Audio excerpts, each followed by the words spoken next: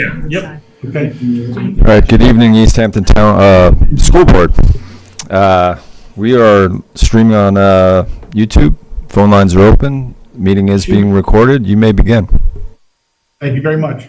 Welcome. Can I have a motion to call the meeting to order? I'll make a motion. Second? Second. All in favor? Aye. Please rise for the allegiance.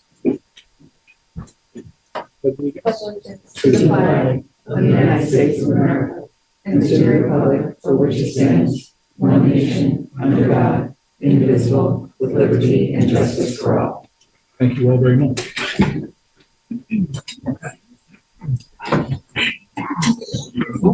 over to Mr. Pine. Yes, so LTV, you can let our presenters into the meeting. Okay, I'm admitting them now. Sam, would you like to introduce? Sure, I'll wait for them to be admitted and then.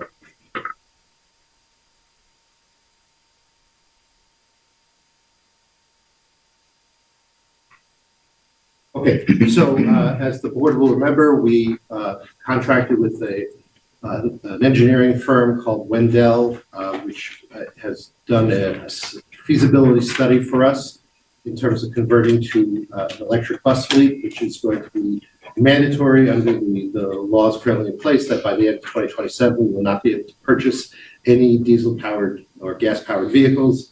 I should mention that also Glenn First, Director of Transportation, is with us this evening. Glenn, along with Greg Cobell and I, worked with Wendell for them to conduct this study, which has gone on for a number of months.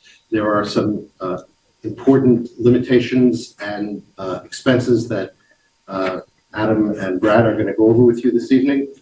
The board, I think, has all received a copy of their study, which is quite lengthy, and that study is going to be shared with the State Education Department so that they understand some of the concerns that we will have in implementing this mandate. So, Adam and Brad, are you guys there?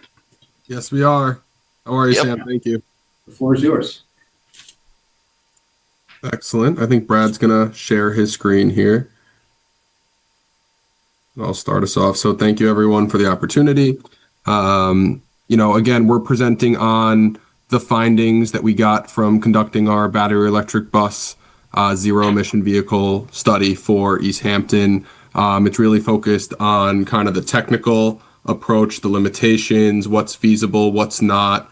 I will go through a little bit of an agenda here. Again, we are not the state of New York, but we are going to present on kind of the situation as it stands for East Hampton. So again, this is our presentation here, Brad. Thank you, sir. So as an agenda item, again, we're going to go over who we are just shortly, the mandate, some key dates that they talk about and we're focused on. We're going to go over a little bit of the analysis findings.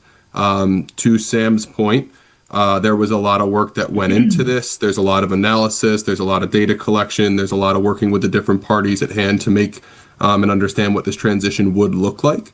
And really today, we just have a high-level presentation that shows what some of those results are.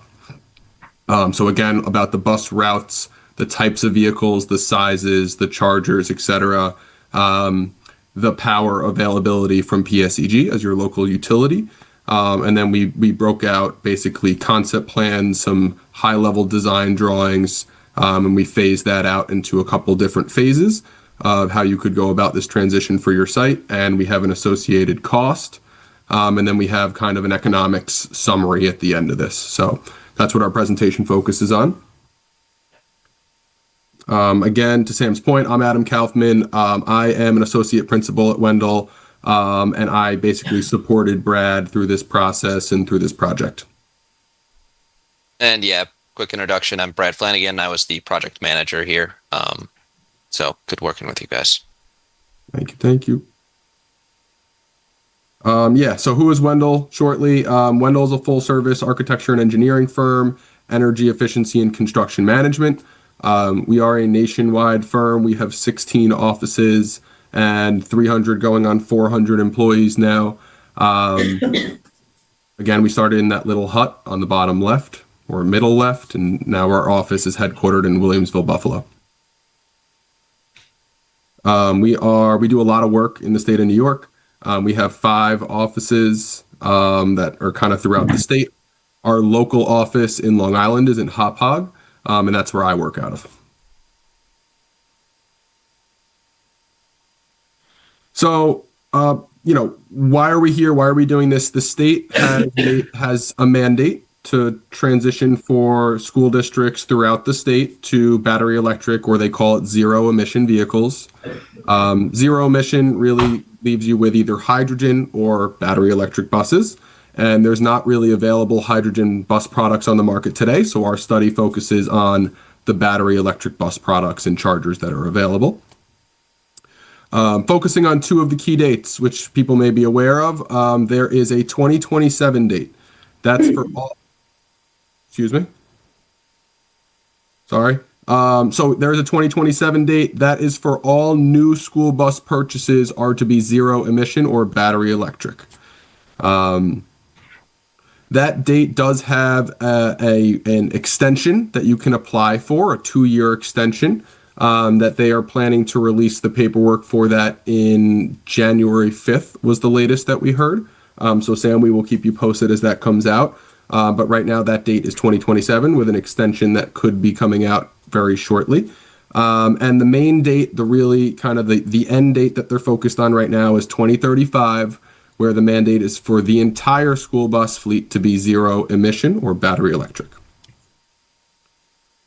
So again, the state has basically tasked NYSERDA, that's who we partnered with and who helped supported and funded this study. NYSERDA is the New York State Research and Development Authority, and they're really tasked by the state to provide technical assistance to schools to be able to understand what this transition would look like.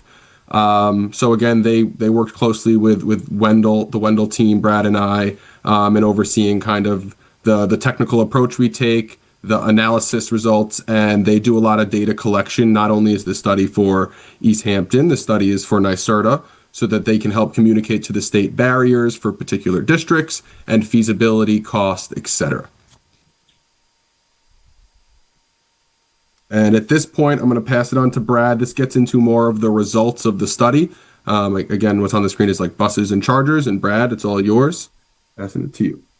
Awesome. Thank you. Yeah. So to Adam's point, to go over, we went through the study with East Hampton specifically. What are the results of this? So we collected from you guys all of your existing buses and the existing routes that they take daily.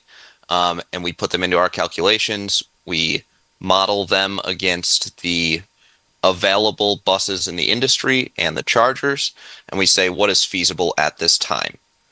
One note on that, we are modeling for the coldest day of the year. So a cold day in January, we're modeling for 8 to 10 years down the road when the battery's degraded 10%.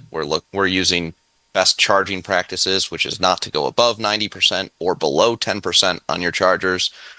All that to say is we've built in all these efficiencies to make sure that when we say that the buses can go these distances, they actually can, and they're not going to get stuck out on the road. So for East Hampton, you have 16 existing route buses. Of those 16 route buses, 8 of the buses are feasible with today's technology.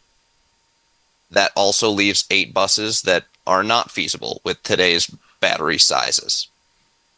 As you can see in the top chart here, we show which buses would be needed to complete each of the routes, with those 8 buses split out here into the no current replacements, where you're going to see 6 of those, and then no anticipated replacements, which are 2 additional.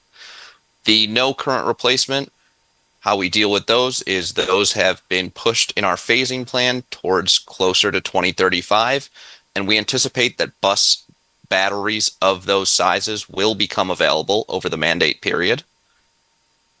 Then the 2 buses that we don't anticipate there being a replacement in that mandate period, we've marked off here. And all of these data points, as Adam mentioned, we're going to highlight, we're going to send to NYSERDA, and they're going to know that East Hampton has 2 routes that we don't anticipate the bus sizes becoming available at all throughout the mandate period. 6 additional routes that are not currently available with in today's marketplace. Effectively means buying additional buses and splitting the routes, right? So that is a possible option, but that's not what we wanted to look into here, and that's not what we want to model. we'll see as we go along. You know, this is the intention of this is to model as is today. So we're not splitting routes. We're not suggesting that. As we go further along in this mandate, as Adam alluded to earlier, there's potential to get waivers and to to have exceptions to the mandate. That's more of a state decision and a NYSERDA decision. So for the sake of this study, though, we did not mess with any of your routes. We did not split any of your routes. And just to add to that, so a couple things. One, this is worst case scenario. So on a normal day, those buses may be able to drive those routes. Again, if it was 70 degrees outside, or in most situations, again, we study it as a design day, a most stressful day. And just to the breaking up the routes, to Brad's point, that's not like our goal of this study, and what we are tasked and paid to do is not to start breaking up particular routes to make them work or not. That is more of kind of a route construction approach. But what I will say is that, you can't, if there's a route that is 40 miles long and you drive out 40 miles and back 40 miles, you can't break that up. That's one route that's just very long. In other cases, to your point, you may be able to split this up and drive it with two buses. But again, to Brad's point, not the focus of what we did here in terms of route construction. Yep. And then on the bottom table here, you can see the charger sizes. So depending on the length of the routes and the time available to charge, we've proposed the charger sizes as well here. This slide just highlights those 8 buses that we just mentioned. So the 2 on the bottom here, which show the buses we don't anticipate becoming available, and the other 6. So this shows the distance of those routes in the middle here, and then the minimum bus size required. So as more buses we anticipate coming onto the market, we can see what would be required battery size wise to complete the routes needed.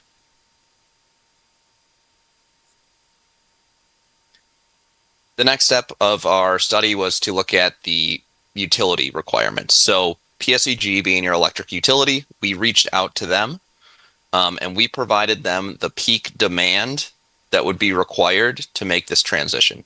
So we modeled hour by hour for the coldest month of the year, how much power would be needed for each hour, and what is the maximum, the peak power needed. And we provided that to the utility, and we asked them, can you provide this power to the site, and what would it cost?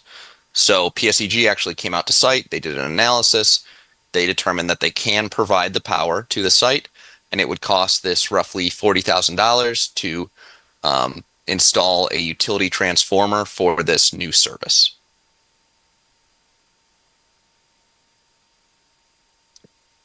Next up, just to briefly touch on some of the incentives that are available. The main incentives you'll see are NYSERDA incentives, which this specific one is the NSBIP New York State Bus Incentive Program School Bus Voucher. So based on the type of bus, there's a base amount for the voucher, and then a couple add-ons here. The hope and the goal of NYSERDA is to help alleviate the cost differential between these battery electric buses and what you're currently spending on your diesel buses. You'll see in a couple slides here, it does not fully make up that difference, but it helps to bridge the gap there.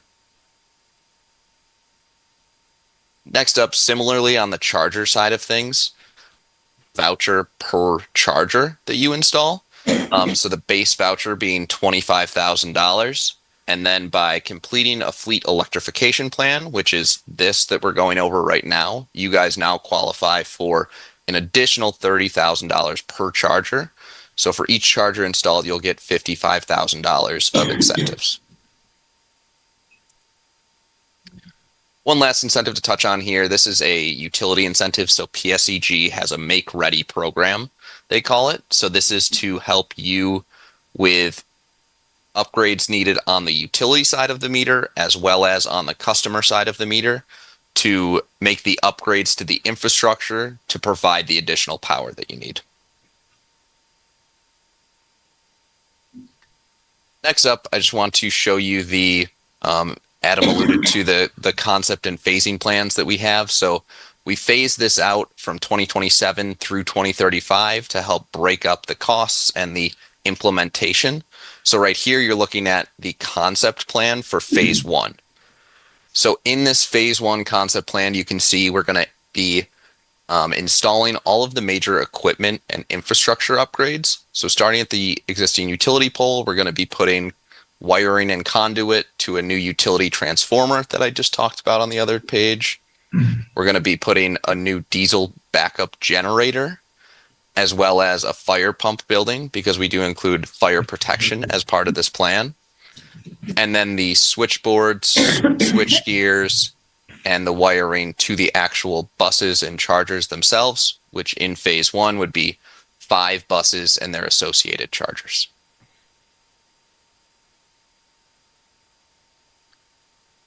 As I just mentioned, fire protection we include in phase one.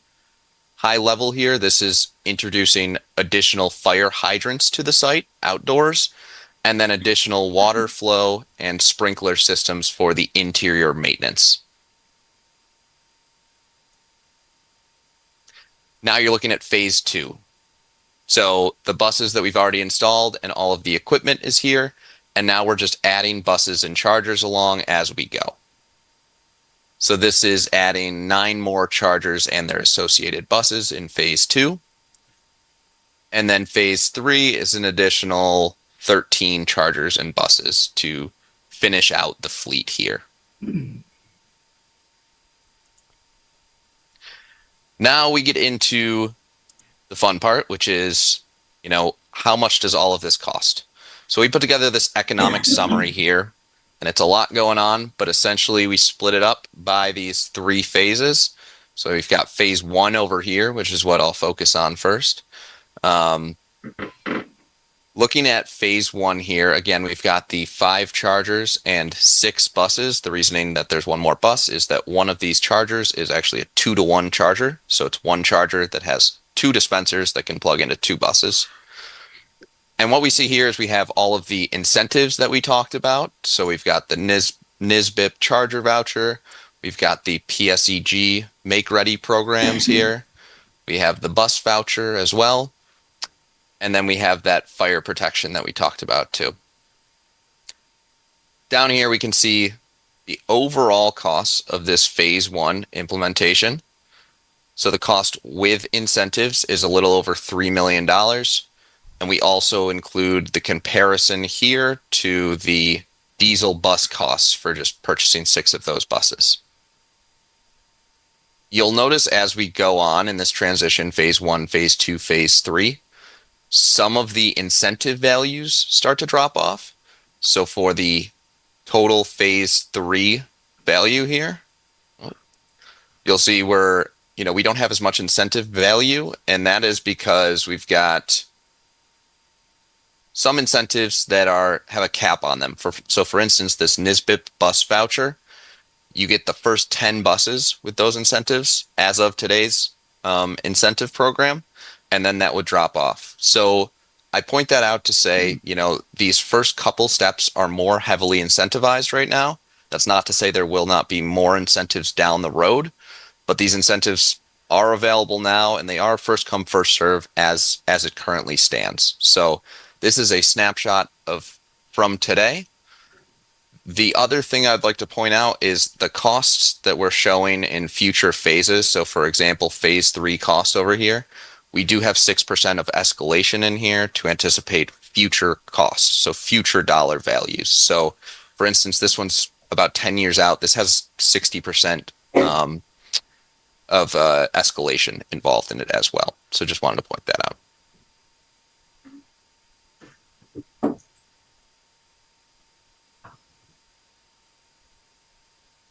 In terms of schedule, this is an example schedule. This is not specifically for East Hampton. But I want to point this out because there's a couple items here that have long lead times with delivery. So transformer delivery, we're looking at around 12 months. And then switch gears, anywhere from 12 to 18 months we're seeing currently. So I point this out just to say, even if you're not planning on implementing this tomorrow, this is something that you kind of got to keep on the radar because, as you can see, we're a couple years out from even having, all of this infrastructure on site installed, ready to go. happens when every district in the state starts trying to buy these electric buses at the same time, and now we can't get them? That is a good question, and I would anticipate that when that starts to happen, these lead times will probably increase even more. And the cost also. Better question is, what happens if you don't do it?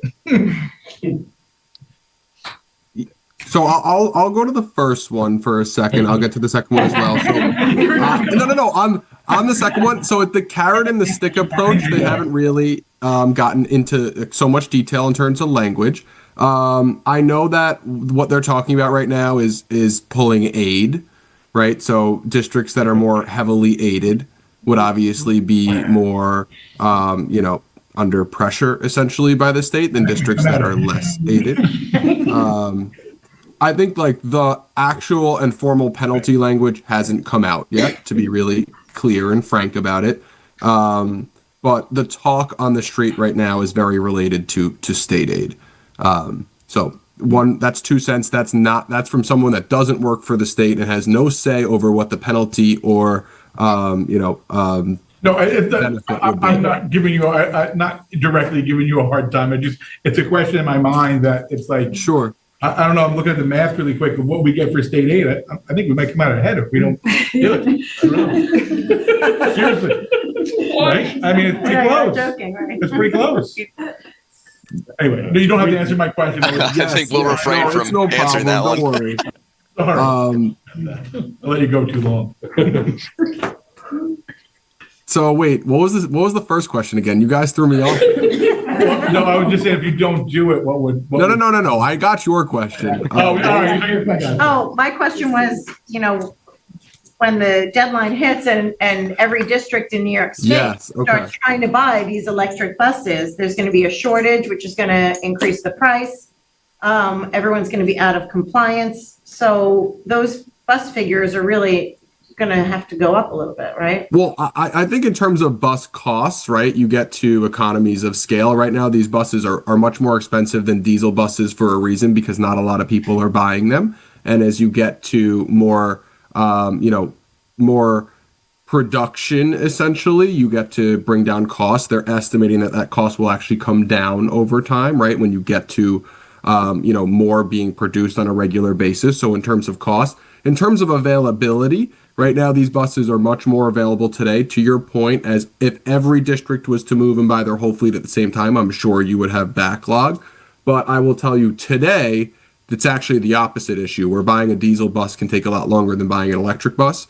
So from both times, it might, probably less obvious in terms of, the expected outcome of those things happening. So again, economies of scale brings costs down. And in terms of availability, electric bus availability is actually, you can get them quicker than their diesel counterparts today. Again, based on how fast each district moves, that could change. But as of right now, they're more available. Thank you. Thank you. Thank you.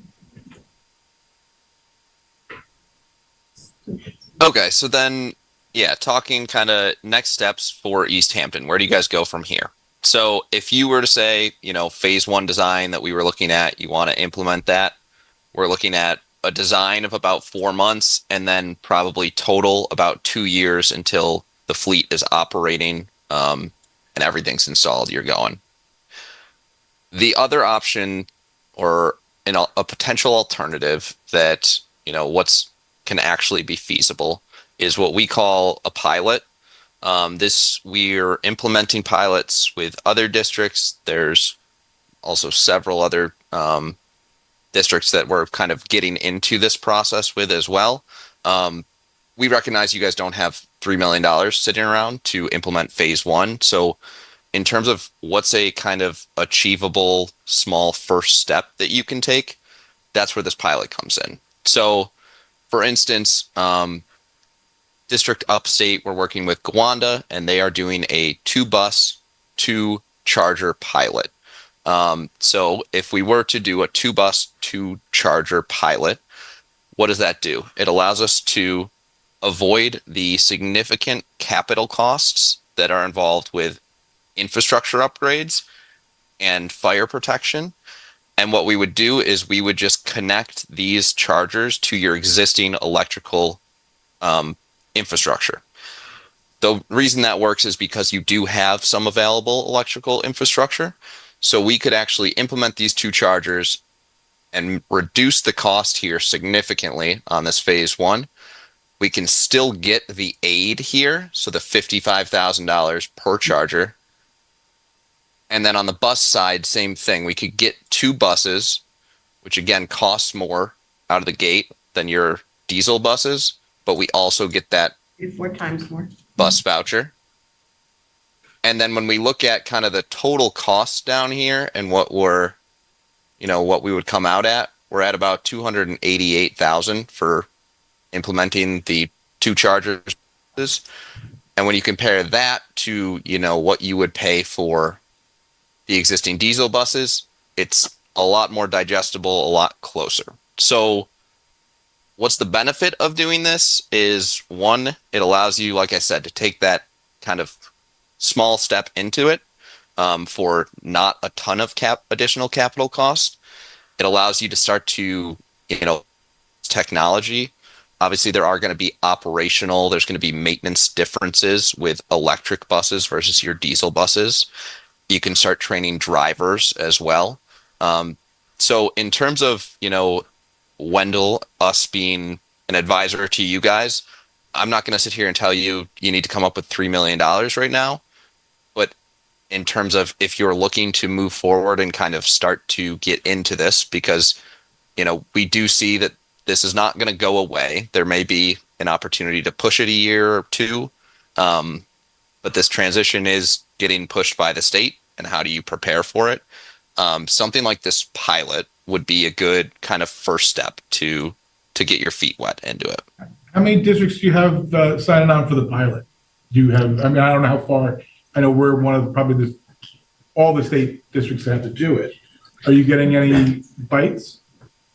Yes. So I believe we have, I think 2 to 3 that we are in design build with currently. And then I'd say there's a handful to a dozen more that we're kind of working through the steps of contracting for it. Thank you. Yep. And we can also, we can provide some Sweet Home in upstate. We actually built their pilot. Adam, I forget off the top of my head how many chargers that was, but that was a three charger pilot, and we're installing 8 more now. Yeah, so those first 3 are actually up and running and operational too. So we can provide you some case study information from that if you're interested.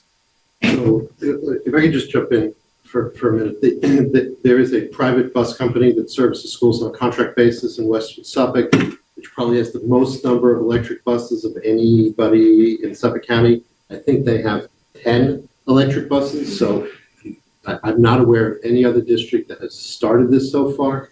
I recognize they're talking about next steps. I think we want to maybe consider letting some of the technology develop a little more and seeing what some other districts do before we, and seeing how this private bus company's experience maybe goes a little bit further. So.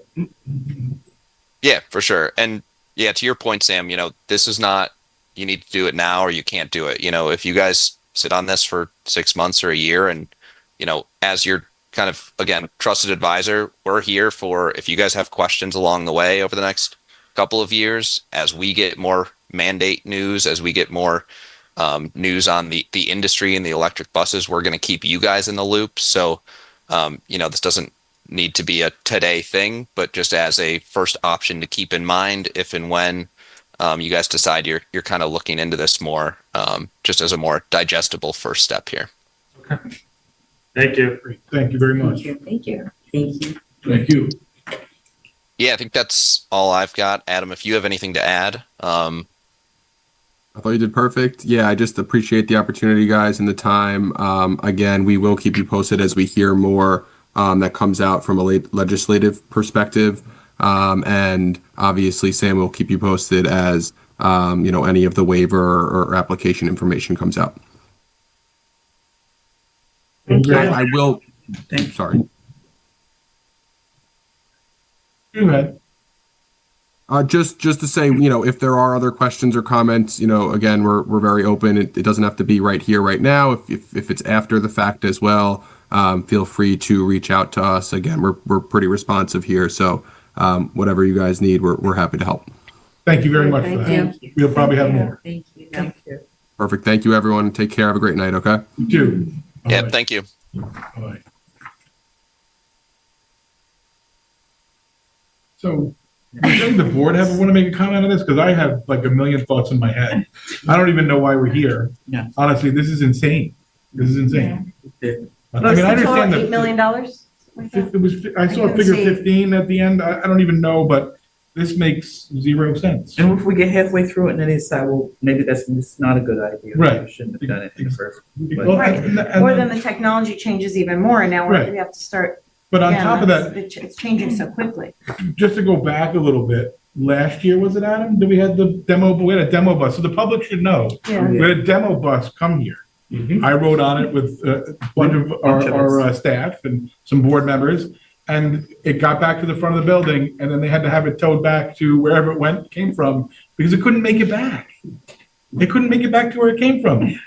So why are we sort of like the pressure to do this? The technology.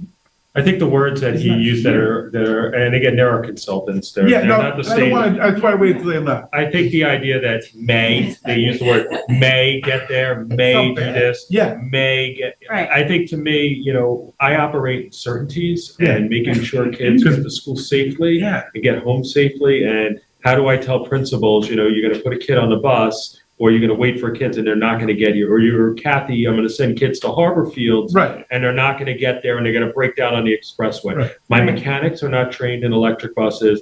We're talking about, So we have to putting train bonds out and everybody? building We for our have to train transit. Drivers. No, and you're talking about taxpayer money to build up this infrastructure. Now, look, these are these continued unfunded mandates. It's very interesting, the amount of the incentives when it comes to, the buses, because, Right. what are the buses, Sam, 400? More than 400,000. What's an average diesel bus? 145 to 160.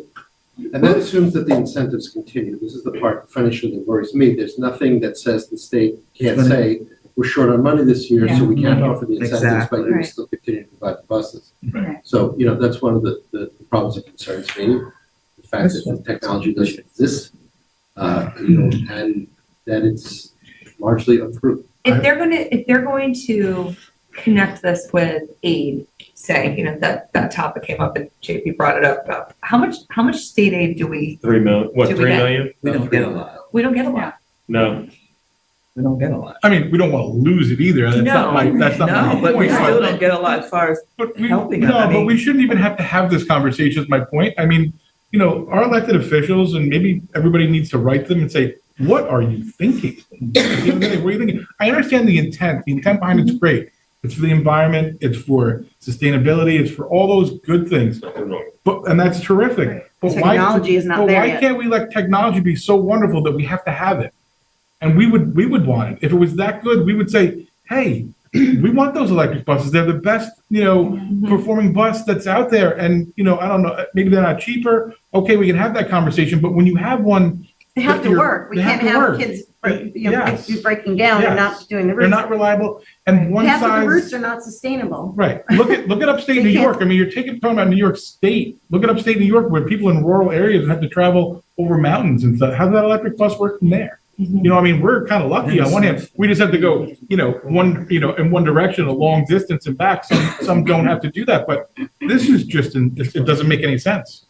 Just for the record, our diesel buses are running just as clean that they've ever run. I mean, the emissions are right where they need to be. So to Right. say that, using all the electric to power our electric buses is probably dirtier than running our diesel buses. Right. And we have to put a new All the diesel infrastructure work. new diesel generator at the transportation facility to charge our electric bus. I mean, we just put it on the makes no back. sense. The Just, infrastructure we're improvements not, at the it's a- transportation center are not small.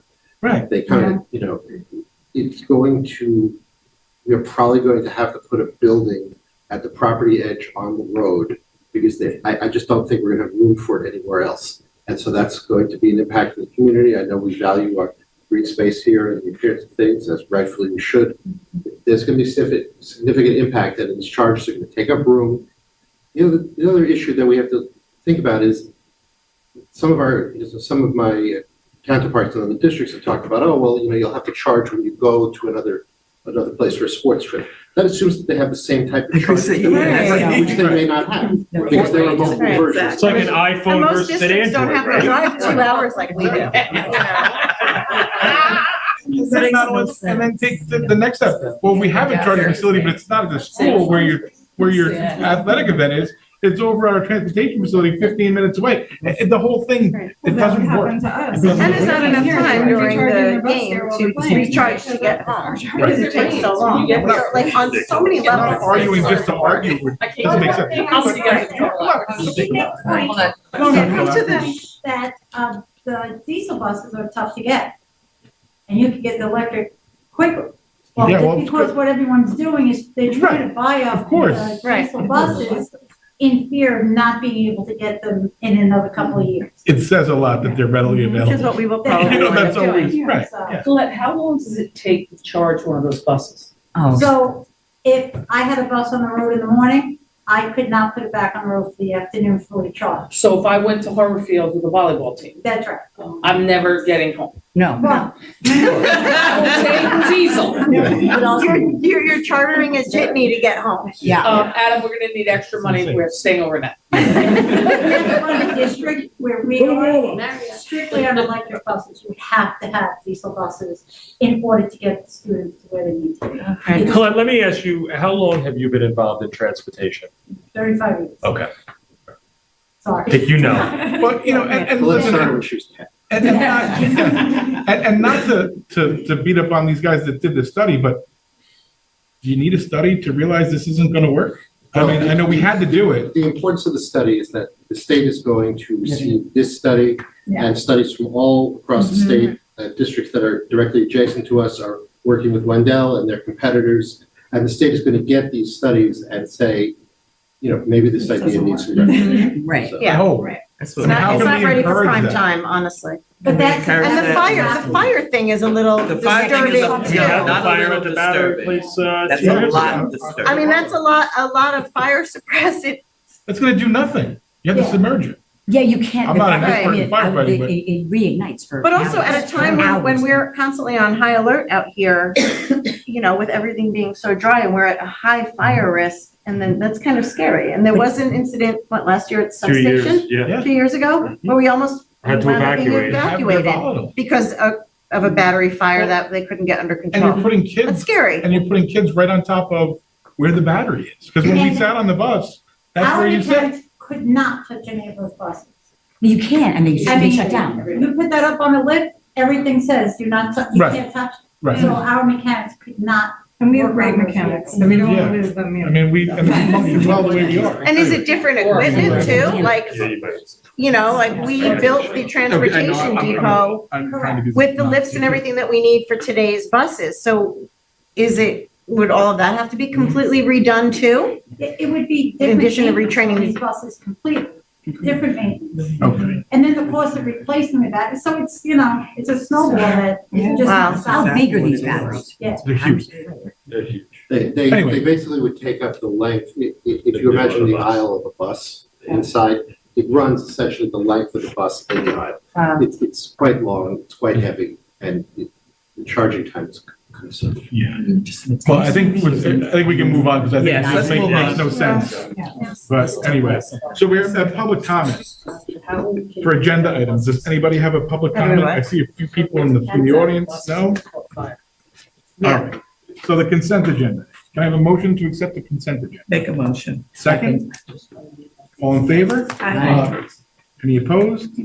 The superintendent's report and recommendation. Resolved that the board approved the additional teaching section appointment in the subject area of secondary science effective November 10th, 2025 through and the remainder of the 2025-26 school year. Can I have a motion? Make a motion. Second. Any discussion? That is covering a retirement. All in favor? Any opposed? Number 2, recommend the board approve the instructional appointment of Peter Giacone to the position of Spanish teacher leave replacement. Can I have a motion? I'll make a motion. Second. Any discussion? That's teacher on leave cover. Peter's coming back, who retired Hey, last year Peter. from East Hampton. All right. Great teacher. Thank you, Peter. Yes. All in favor? Aye. Any opposed? Number 3, recommend the board approve the non-instructional appointment of Angelica Gonzalez to the position of paraprofessional. Can I have a motion? Make a motion. Second? A second. Okay. Any discussion? All in favor? Aye. Any opposed? Number 4, recommend the board accept the resignation of Anthony LaFountain as a DOT coordinator and approve the non-instructional appointment upgrade of Anthony LaFountain to the position of automotive mechanic 4, effective January 1st, 2026. Make a Have a motion. motion? Make a motion. Second? Second. Discussion? Civil Congratulations. service upgraded. Great. So, Congratulations. well deserved. Speaking of our mechanics, thank you. All in favor? Aye. Any opposed? Number 5, recommend the board accept with gratitude the following donations. Do I have a motion? Make a motion. Second. Do want to elaborate anything? I mean, it's, Thank for everybody. a variety of things, Nice, scholarship, generous- build-on generous trip, the donations. Spanish trip. So, I mean, the community, again, continues to support the kids and their Yes. programs. And thank you to everyone. Wonderful. Awesome. All in favor? Aye. Any opposed? Number 6, recommend the board approve the following contract agreements for the 2025-26 school year. Can I have a motion? Make a motion. Second. Second. Any discussion? Yeah, we looked at a few contracts, obviously your snow removal and everything. The other ones for LTV, they promised to do high definition, make us look better when they video. But that contract hadn't been looked at for probably a decade. So we kind of looked at it and the services they're providing, and we're very appreciative of what LTV does for us. So Yes. Thank you. All in favor? Aye. Any opposed? Number 7, recommend the board approve the budget transfers for the 2025-26 school year. Can I have a motion? I'll make a motion. Second.